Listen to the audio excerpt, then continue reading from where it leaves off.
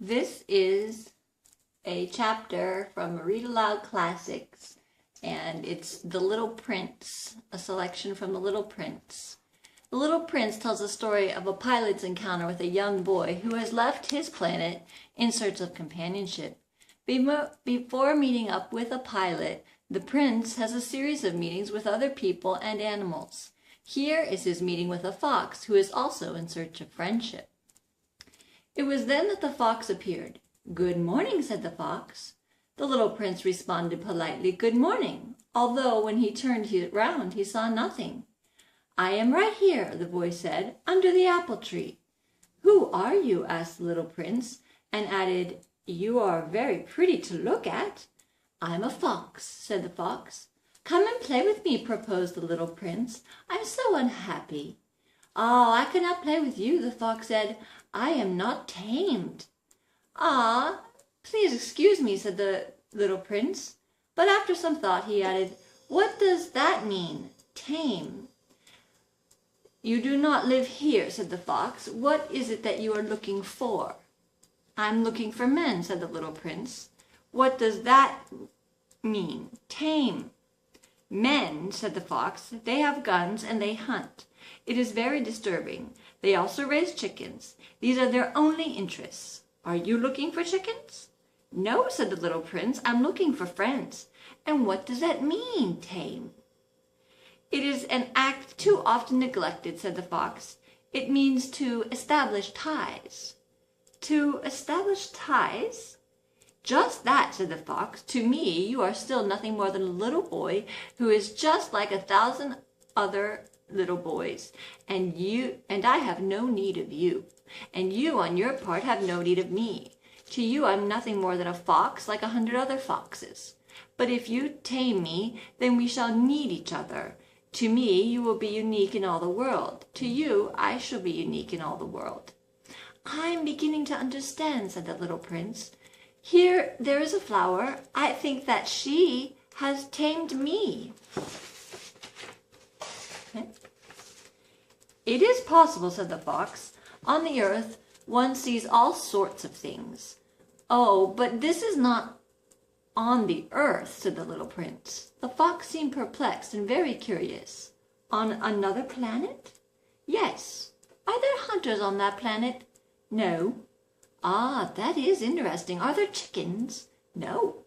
"Nothing is perfect," sighed the fox. But he came to an idea.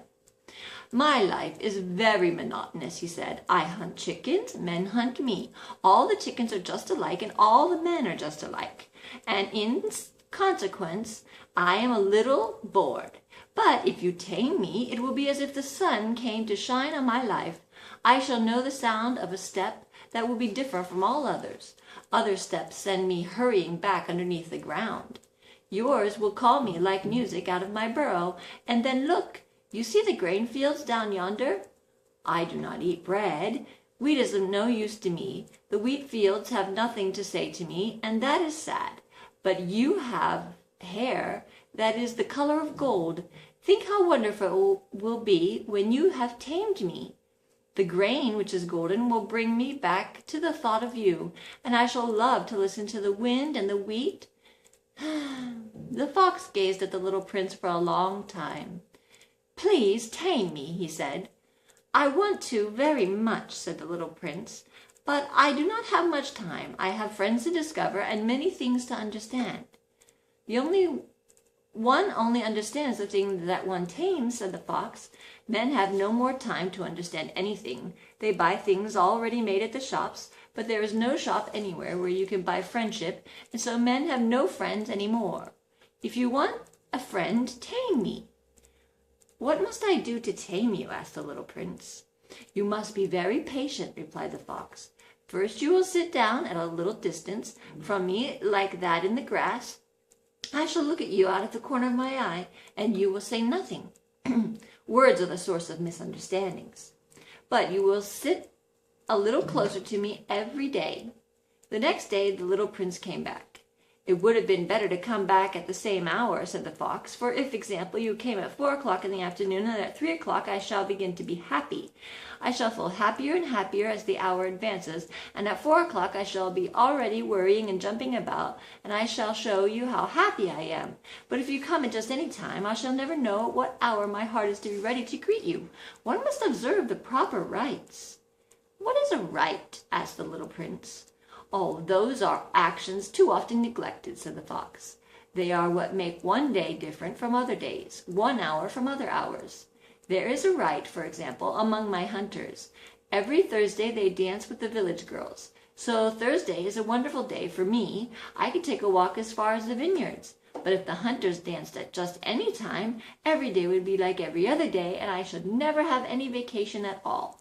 So the little prince tamed the fox, and when the hour of his departure drew near, "Ah," said the fox, "I shall cry." "It is your own fault," said the little prince. "I never wished you any sort of harm, but you wanted me to tame you."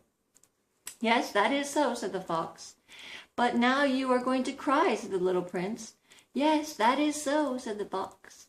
"Then it has to be done, then it has done you no good at all." "It has done me good," said the fox, "because of the color of the wheat fields."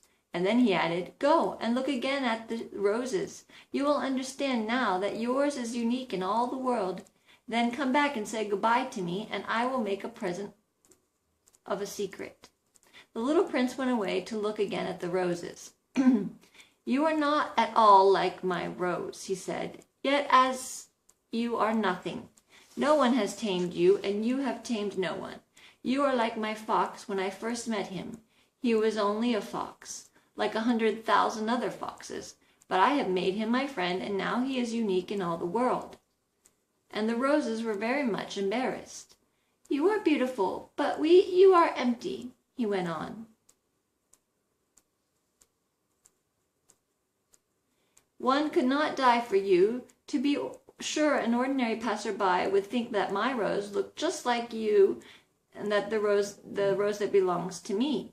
But in herself alone, she is more important than all the hundreds of other roses, because she is that I put under the glass globe.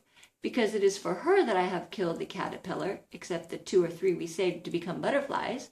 Because it is she that I have listened to when she grumbled or boasted, or even sometimes when she said nothing. Because she is my rose." And then he went back to meet the fox. "Goodbye," he said. "Goodbye," said the fox. "And now here is my secret, a very simple secret. It is only with the heart that one can see rightly. What is essential is invisible to the eye."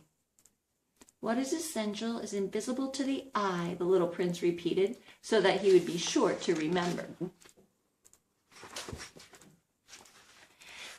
"It is time you have wasted for your rose that makes your rose so important." "It is time I have wasted for my rose," said the little prince, so that he would be sure to remember. "Men have forgotten this truth, but you must not forget it. You become responsible forever for what you have tamed. You are responsible forever for your rose."